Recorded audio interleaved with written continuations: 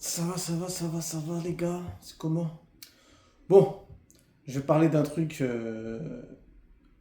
dont tout le monde parle ces derniers temps, mais je vais me concentrer sur deux joueurs en particulier, c'est Sadio Mané et Brahim Diaz. Donc du coup, vous vous doutez bien que je vais parler un peu de ce qui s'est passé en finale de la CAN, mais je vais me concentrer sur ces deux joueurs-là en disant qu'en fait, quand on y pense bien, il y a quand même deux destins opposés qui se jouent là-dedans. C'est une dinguerie, hein. T'as un des mecs qui devient, je pense, ou aller dans le top 2 peut-être des meilleurs joueurs africains de l'histoire. Je dis bien de l'histoire, en tout cas à mon sens. Parce que quand tu gagnes deux Coupes d'Afrique avec ton pays qui n'en a pas et que tu prends des Ligues des Champions, et bon, on va pas retracer la carrière de Mané, mais c'est une grosse carrière. Et quand en plus on voit ce que l'homme dégage, le charisme, qu'est-ce qu'il fait dans son village au Sénégal, etc., etc., c'est au-delà du football. D'un autre côté, tu as un joueur qui est pas titulaire dans son club, mais faut avouer aussi qu'il est dans le plus grand club du monde et qui a fait une dinguerie en fait. En fait, il a fait une dinguerie. Après, on va pas lui tomber dessus, hein. Il a fait un choix, ça n'a pas fonctionné, mais tenter une Panenka pour qui en plus peut clore le sort du match, l'a raté alors que ton pays, ça fait plus de 50 ans, ils attendent une Coupe d'Afrique. Et en plus, à domicile, c'est une dinguerie. Je sais pas comment il va s'en remettre, mais il va falloir qu'on en parle un peu, les gars. Faut qu'on en parle. Et donc, je vais commencer déjà par rentrer un peu dans l'aspect psychologique de cette histoire. Faut comprendre en fait la base du truc. Après, vous choisissez s'il y a des choses sur lesquelles vous êtes d'accord ou de quel côté vous penchez. Ça, c'est vous. Moi, je donne juste un avis. En fait, tout est parti d'une action où il y a une faute, entre guillemets, parce qu'au final, on ne saura jamais s'il y a faute ou pas, mais où il y a une faute qui est sifflée sur Hakimi. Sauf que, comme la faute est sifflée avant le but sénégalais, la règle fait qu'on ne peut pas aller voir la VAR. Donc ça, c'est une erreur d'arbitrage.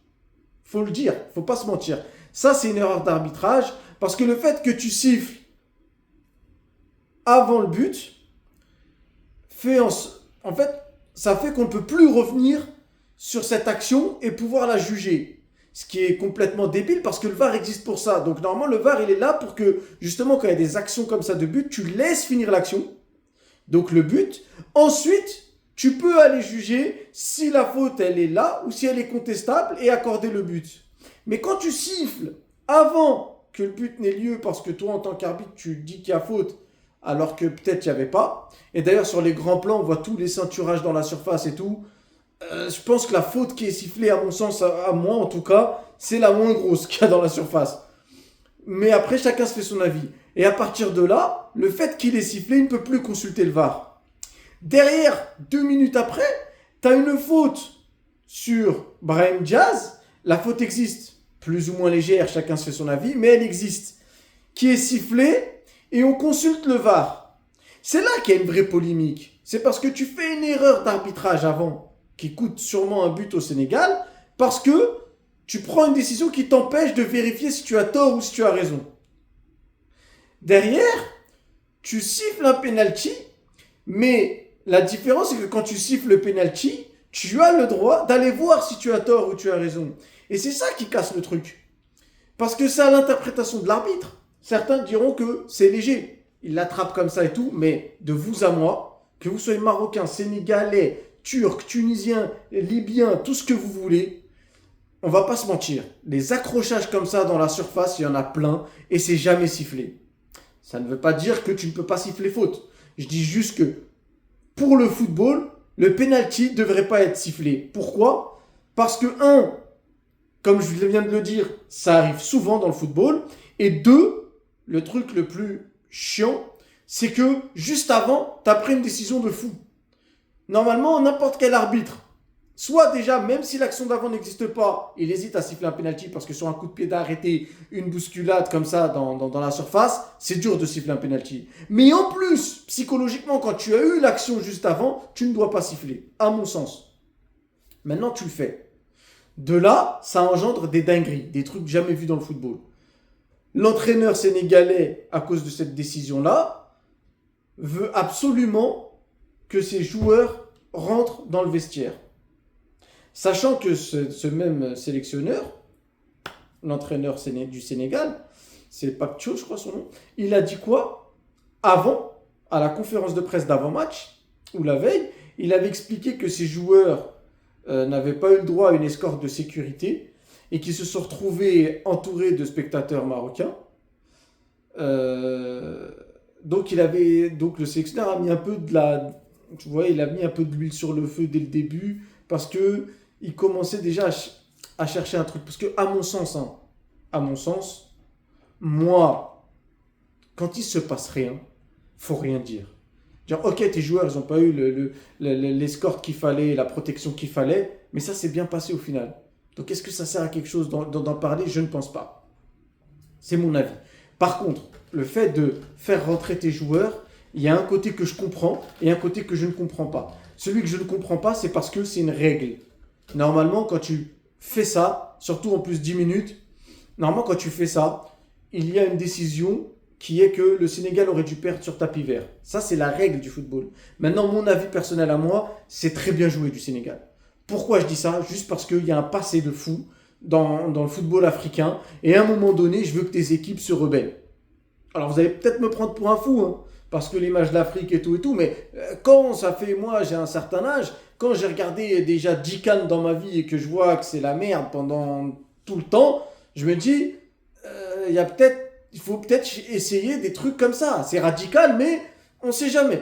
Peut-être ça va commencer à réveiller. Alors au départ, les gens vont dire oui, ça salit l'Afrique, mais parce qu'en vrai de vrai, la FIFA, c'est une institution de base internationale, mais c'est en Europe que ça se passe. Et si ça peut les aider parfois de dire ouais, l'Afrique c'est éclataxe, ils vont pas se gêner. Ils vont pas se gêner, on le sait. On le sait. Et d'un autre côté, voilà, c'est sûr que bon, la réglementation fait que ça pose problème.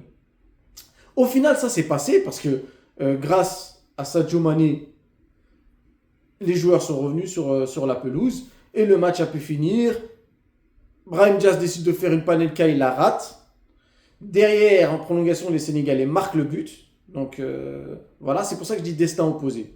Maintenant, pourquoi? Parce qu'en fait, tu as un mec qui était sur le toit du Maroc, en vrai de vrai. Pendant cette CAN, Brahim Diaz, il était au-dessus.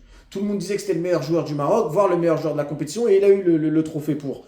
Mais la panenka ratée fait que on oublie tout ce qu'il a fait. Et le problème, c'est que psychologiquement, il est cuit.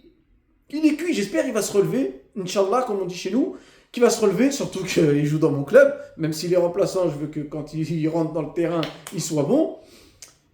Inch'Allah, il va se relever. De l'autre côté, tu as un mec qui, encore une fois, Allah Iber, comme on dit chez moi, encore une fois, il a montré que l'humain passe avant tout. Et moi, c'est ce que j'aime le plus. Pas que dans le sport, mais partout. Il a dit, les gars, venez, on joue ce match comme un bonhomme. Au final, le destin, le mektoub est parti dans son sens. Il a fait ça. Il a ramené ses joueurs. Il a offert la deuxième CAN à son pays. Là, lui, c'est un héros x 1000. Déjà, c'est un héros. Là, c'est un héros x 1 million. Maintenant, moi, je vais vraiment suivre les équipes africaines en Coupe du Monde. Pourquoi? Parce que je me dis que maintenant qu'il y a plus de pays, parce qu'avant, des fois, on avait 2, 3, 4, c'est n'importe quoi. Maintenant qu'il y a plus de pays qui représentent l'Afrique, je veux voir comment ça va se passer dans une compétition internationale. Est-ce que l'Afrique va montrer au monde qui elle est?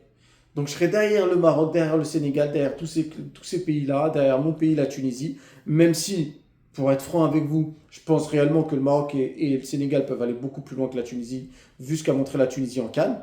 Mais je vais essayer un maximum de débriefer des matchs que j'aurais vus. Je ne vais pas débriefer des matchs que je n'ai pas vus. Mais c'est sûr en tout cas que je vais essayer de suivre le Sénégal, je vais essayer de suivre le Maroc.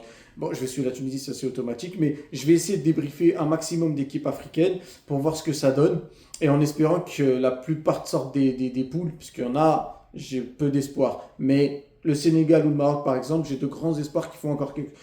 Comme le Maroc il y a 4 ans, que ça se passe bien et qu'on voit de belles choses. Et je serais content de débriefer avec joie ce genre de match-là. Mais voilà, maintenant, j'espère que ce qui s'est passé va être oublié et que ça va pas salir l'image qu'on a de notre continent qui est l'Afrique. Merci à vous. Bonne journée les gars, bonne soirée. Je sais pas quand est-ce que vous regarderez cette vidéo, mais je suis pressé de vous retrouver pour la CAN et abonnez-vous à ma chaîne, n'hésitez pas. Merci beaucoup. Et couper. Pourquoi ça marche pas?